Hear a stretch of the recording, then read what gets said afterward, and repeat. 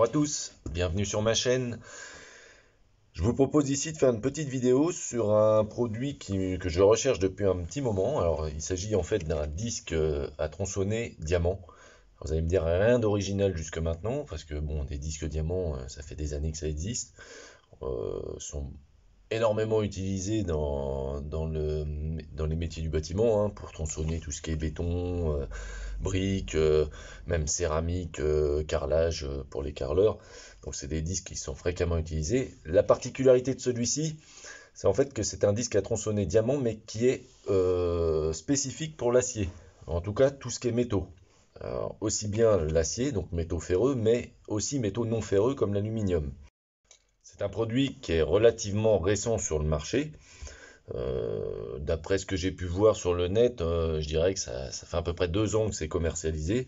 Alors évidemment, ici je vous montre un produit de la marque Hilti, mais vous pouvez très bien retrouver ce produit-là ou un équivalent chez Bosch, chez DeWalt. Alors c'est les deux marques que j'ai retrouvées sur le net. Il y en a certainement d'autres, des marques moins connues, qui proposent ce type de produit-là.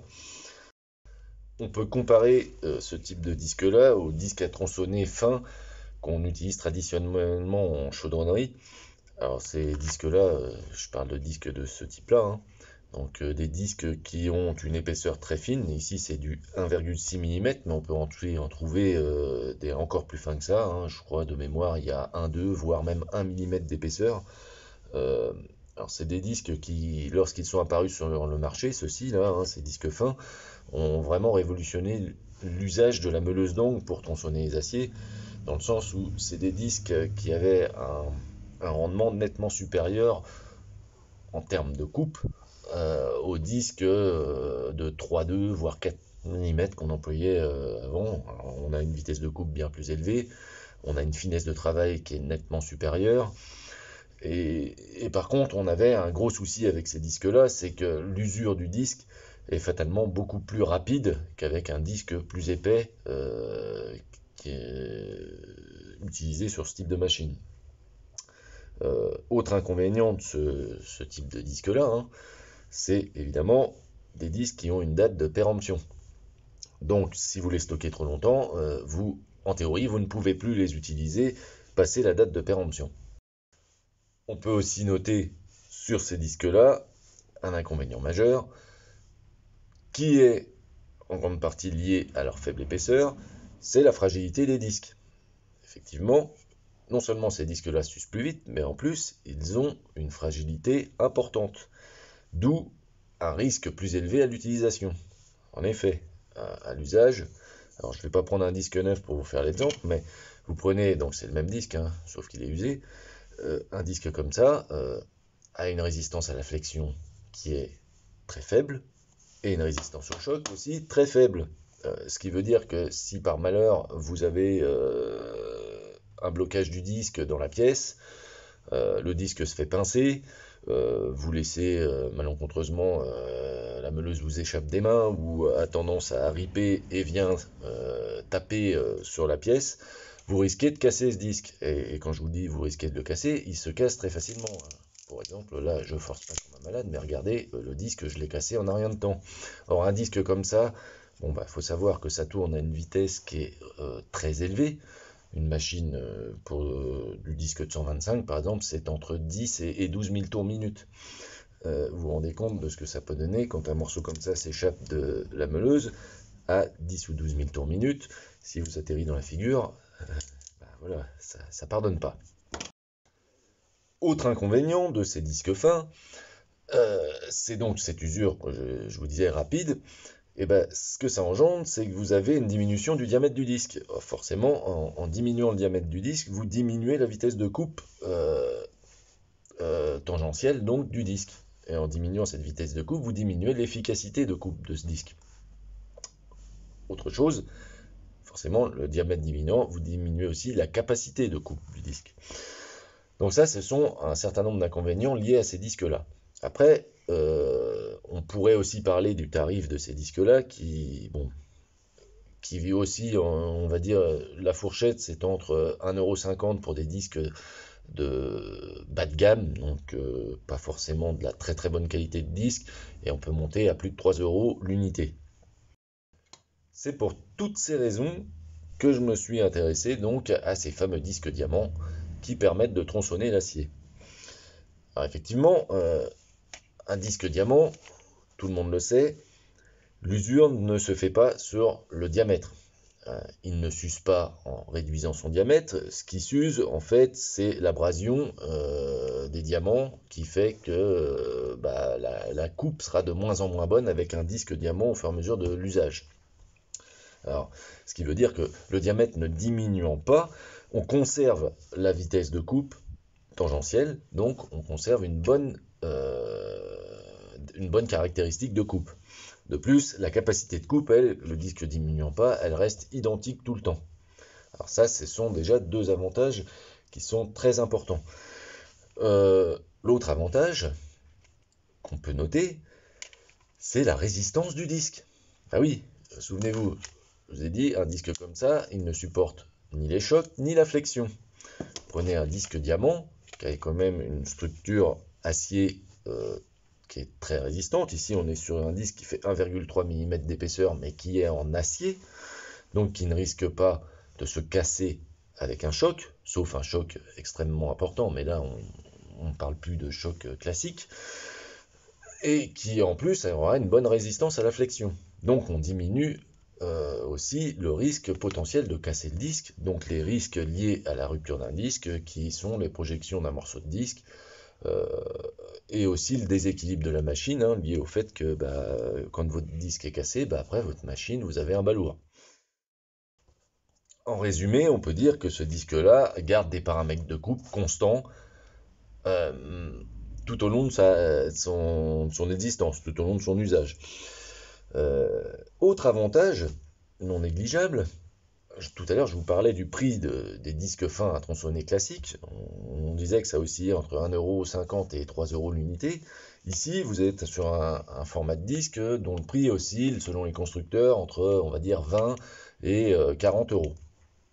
Vous allez me dire, c'est un prix relativement élevé. Seulement, voilà, la plupart des constructeurs vous disent, avec un disque comme ça, j'ai l'équivalent en usage de 50 disques comme celui-ci.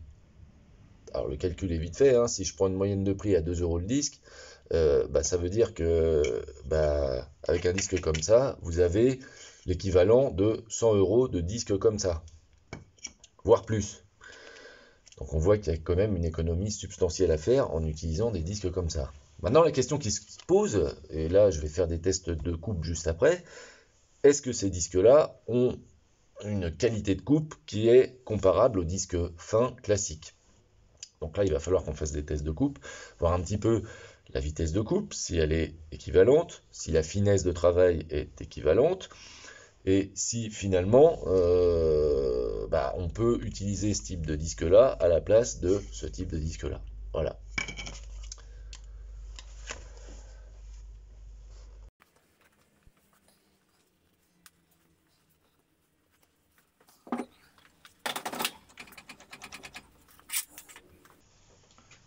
Voilà. J'ai pris un morceau de fer plat d'environ 6 cm de large par 5-6 mm d'épaisseur. J'ai tracé deux lignes de coupe dessus. Donc le but là, ça va être de comparer un disque fin avec un disque à diamant à tronçonner. Donc ici, je vais couper avec un disque fin classique. Et ici, je vais essayer avec le disque à tronçonner diamant. Et puis on va pouvoir comme ça comparer les caractéristiques de coupe des deux disques. Ok, bon c'est parti, on y va.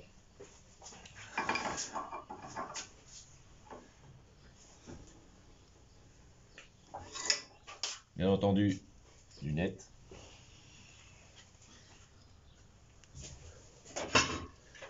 Donc ici, disque fin classique, et c'est parti.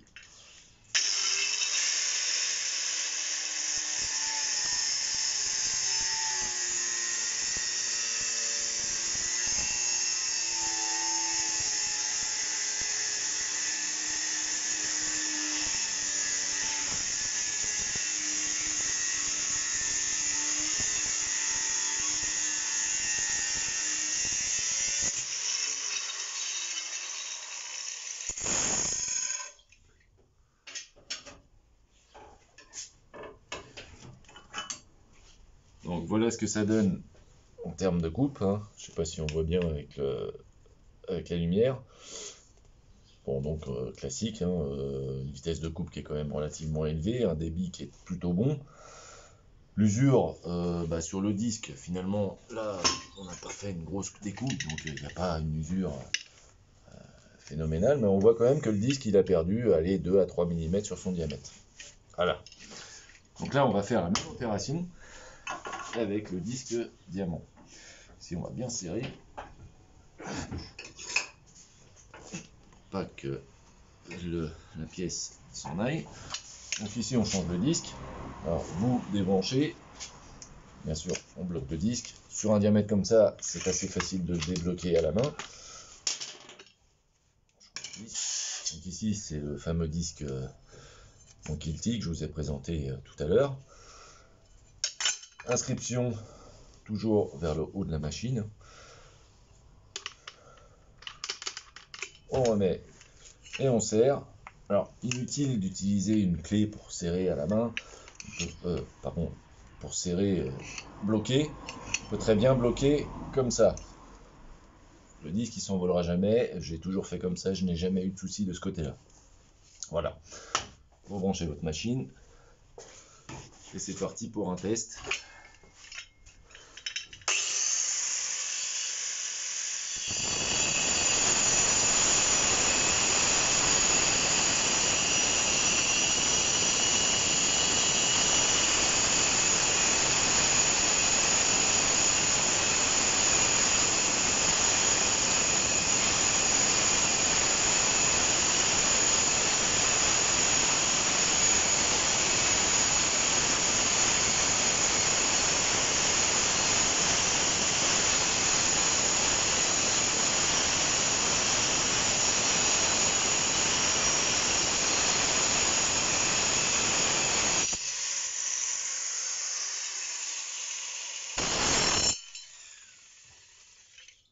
On laisse la machine bien s'arrêter. Alors, bon, premier constat, je dirais que le disque a peut-être tendance à chauffer un petit peu. Bon, évidemment, il ne s'est pas usé. La vitesse de coupe, sensiblement la même, peut-être un peu moins élevée quand même, mais sensiblement la même. Après, si je regarde, alors le profil de coupe est peut-être un peu moins propre, on sent qu'il y a une bavure un peu plus importante. Alors, ça se voit peut-être pas à la caméra, mais voilà. Le métal a été un peu plus repoussé, donc peut-être une coupe moins franche. Bon, cela dit, ça reste tout à fait correct, hein. Donc voilà, c'est plutôt pas mal.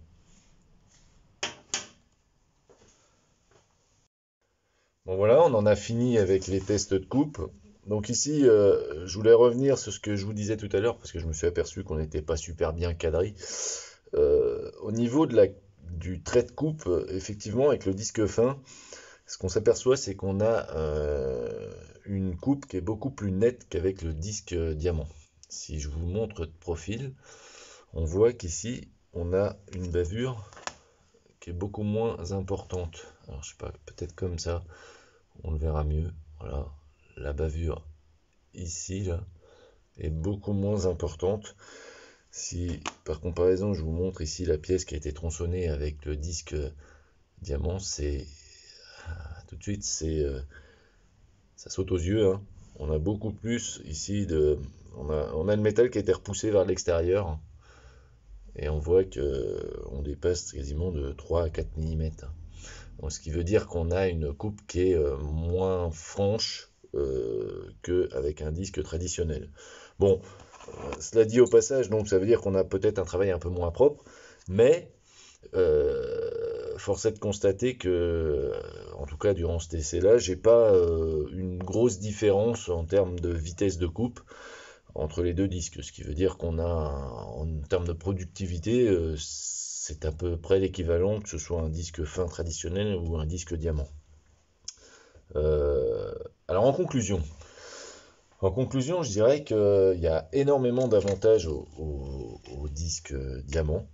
Alors, les principaux avantages, bon, évidemment, c'est le fait que ce soit un disque qui est économique, hein, puisque un disque comme ça correspond quand même à l'équivalent d'à peu près 100 disques comme ça. Alors ça reste quand même une donnée à vérifier. Ici on n'a pas fait des tests d'endurance, de coupe.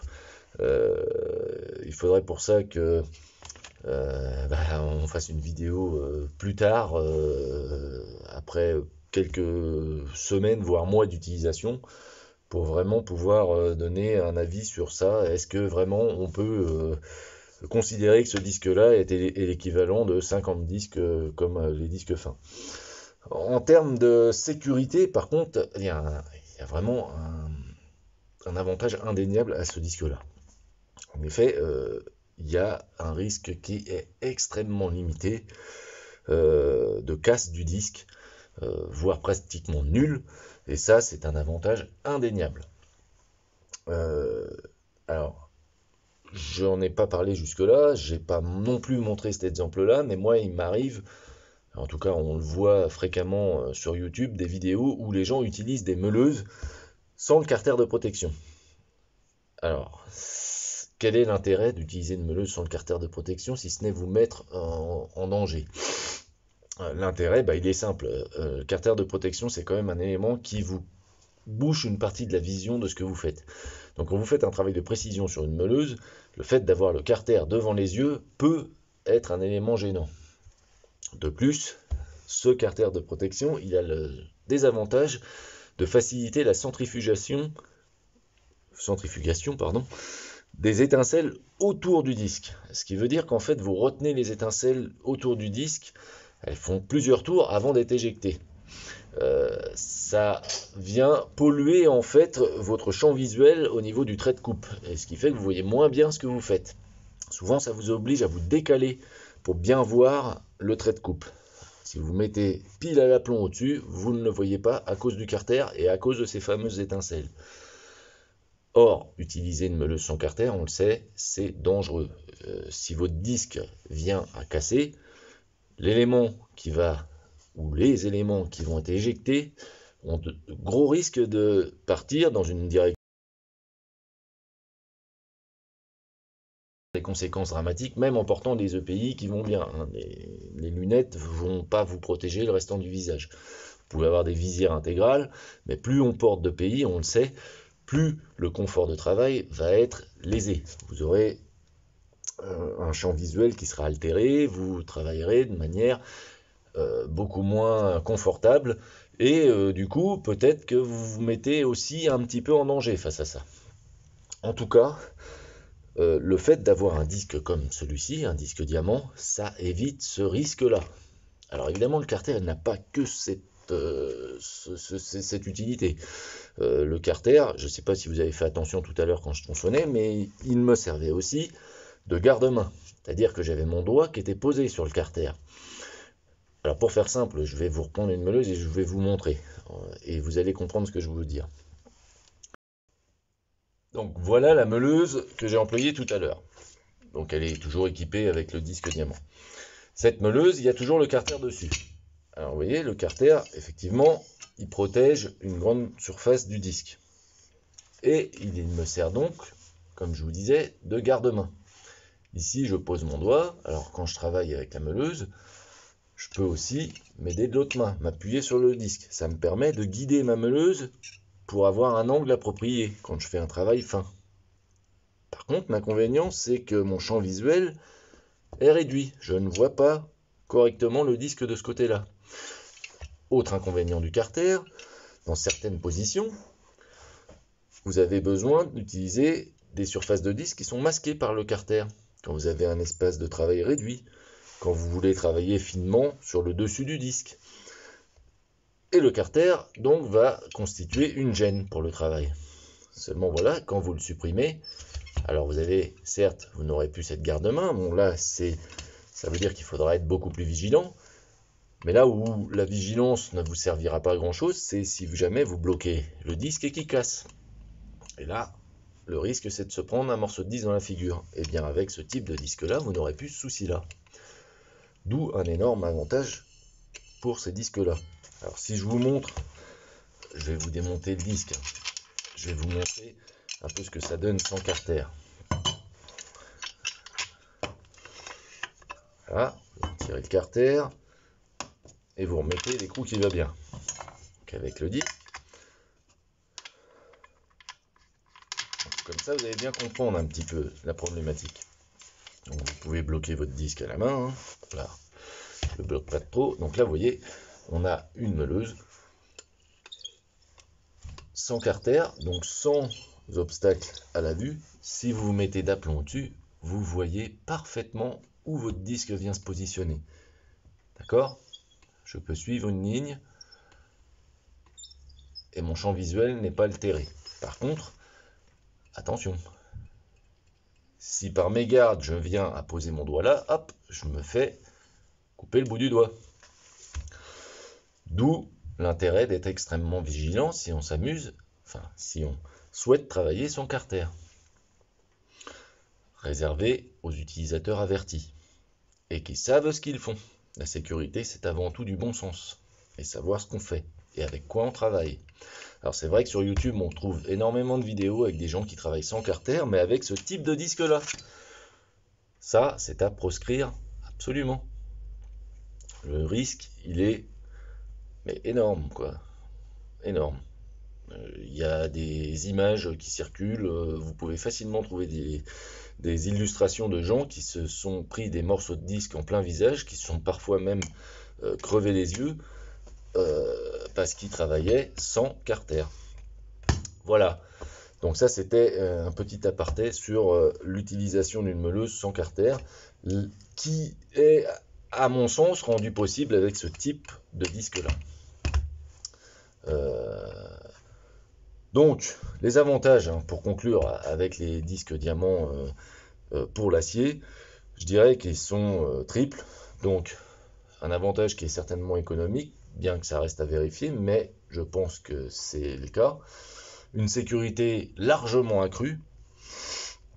Et puis peut-être aussi un avantage écologique, hein, du fait que ces disques-là, ma foi, si vous consommez un disque pour 50 disques comme ça, en termes de production, il y a forcément un impact écologique qui doit être moindre. En résumé, et pour conclure sur cette vidéo, nous avons donc d'un côté les disques à tronçonner que tout le monde connaît, les disques fins classiques, hein, 1,6 mm d'épaisseur, ou voire moins, qui ont pour principal avantage d'avoir une coupe plutôt rapide et fine, mais qui ont comme gros inconvénient d'être très fragiles, sensibles au choc et à la flexion. Pour pallier à ça, donc j'étais à la recherche d'un disque diamant capable de tronçonner l'acier. Donc c'est un disque qu'on arrive à trouver sur le marché maintenant assez facilement. Hein. L'avantage de ces disques-là, donc on les a vus, hein, ils sont à la fois, c'est la résistance des disques, c'est le fait qu'ils ne s'usent beaucoup moins vite et en plus qu'ils ne diminuent pas en diamètre au fur et à mesure de l'usage. L'inconvénient que j'ai noté dans cette vidéo, c'est la qualité de coupe qui est un cran en dessous des disques fins traditionnels. Bon, je vous dirais que pour 80% des métiers, ça n'aura pas d'incidence. C'est un disque qui est adapté pratiquement pour tout le monde. Simplement, bon, des gens qui font de la serrurerie ou de la chaudronnerie ont certainement besoin de disques un peu plus fins dans la coupe pour certains travaux de détail. Donc on va dire que dans 80% des cas, c'est un disque qui est parfaitement adapté pour des métiers comme les électriciens qui coupent du câble au fil, des choses comme ça, ou même les plombiers qui coupent des morceaux de tubes de temps en temps. Pas de souci, le disque diamant suffit parfaitement. Pour ce qui est donc des gens qui font des travaux quotidiens de pose, comme moi je pose de la porte automatique, je coupe de temps en temps des profils en acier, des choses comme ça, c'est parfait. C'est donc un disque qui va être adapté dans 80% des usages et qui me paraît un bon compromis par rapport au disque traditionnel fin qui lui est beaucoup plus dangereux et se stocke beaucoup moins bien. Voilà, bon, si vous avez aimé cette vidéo, je vous invite à me donner un petit pouce bleu. Et puis sinon, moi je vous dis à très bientôt et surtout, portez-vous bien.